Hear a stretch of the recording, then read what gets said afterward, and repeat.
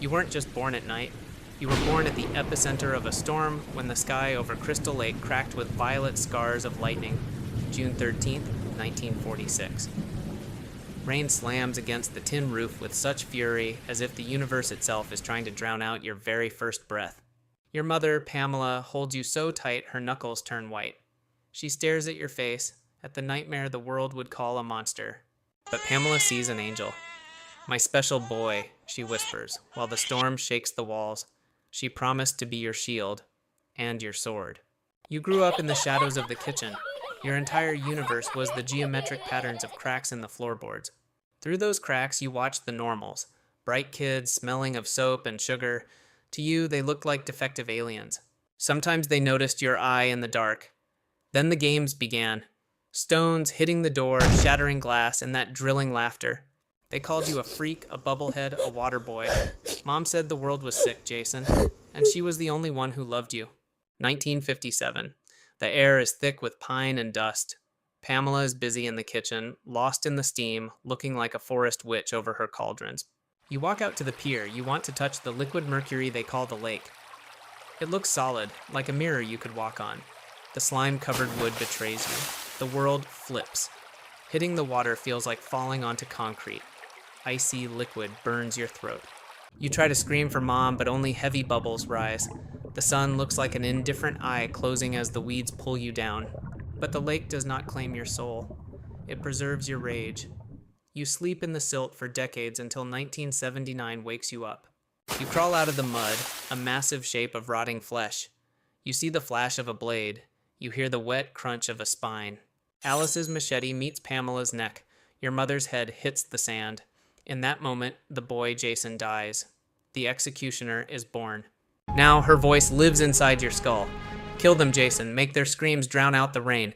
Her word is your only law. In the dead of night, you stumble upon it. A hockey mask. White, cold plastic with 3 red triangles that look like fresh wounds. It was waiting for you. You press it to your face. The click of the elastic strap behind your head sounds like a final judgment. Now you are no longer a freak. You are death. This mask gives you the anonymity of a god. They won't see your pain or your scars anymore. They will only see their own terror in your empty eye sockets. You become a part of the landscape. You are the fog that chokes the life out of the camp. You are the shadow under the bed that never goes away.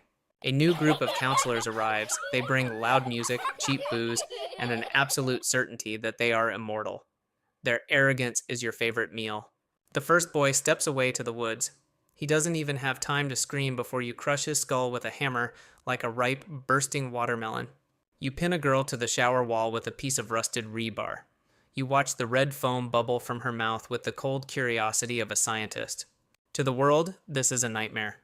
To you, it's just a long overdue cleaning of your property. You are the director of Crystal Lake now. Decades turn into a bloody conveyor belt. They kill you over and over, but you always return.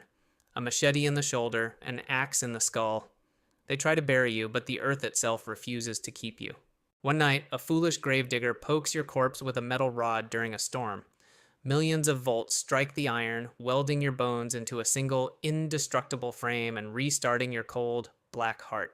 You rise from the dirt, no longer human, but something supernatural. You don't need to breathe, you don't need to eat. You only need the hunt. You are the inevitable end for everyone who steps into your woods. You watch a group of city hunters, rich kids with thermal cameras, expensive gear, and knives made of Damascus steel. They think they're on a safari, unaware that they are the ones being tracked by a predator. You step from the shadows.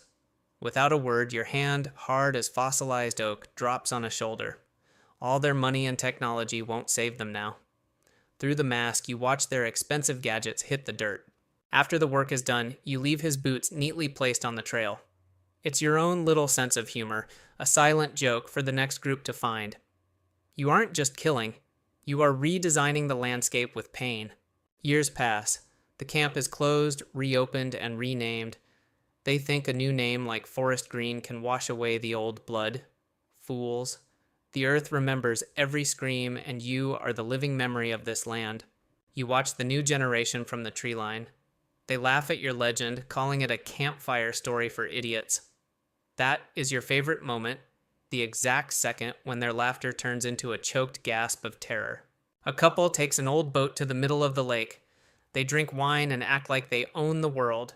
But you are already there, a silent shadow under the keel, waiting for the perfect moment to pull them into the abyss. Humanity may vanish. Great cities may turn to ruins overgrown with vines and dust. But as long as the black waters of Crystal Lake remain cold, you will be a permanent part of this world. You have outlived the sheriffs, the survivors, and the developers. You lie on the bottom, covered in layers of silt and time.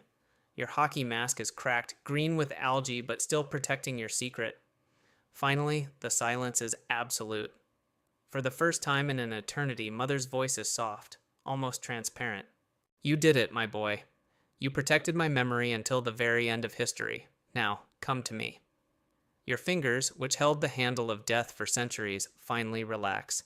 Your heavy eyelids close like stone slabs. You deserve this rest. But legends don't know how to die. Friday the 13th is not a date on a calendar. It is a state of a world that forgets its sins. And when the next fire is lit on this shore, a dirty, bony hand will again pierce the earth. The hunt never ends.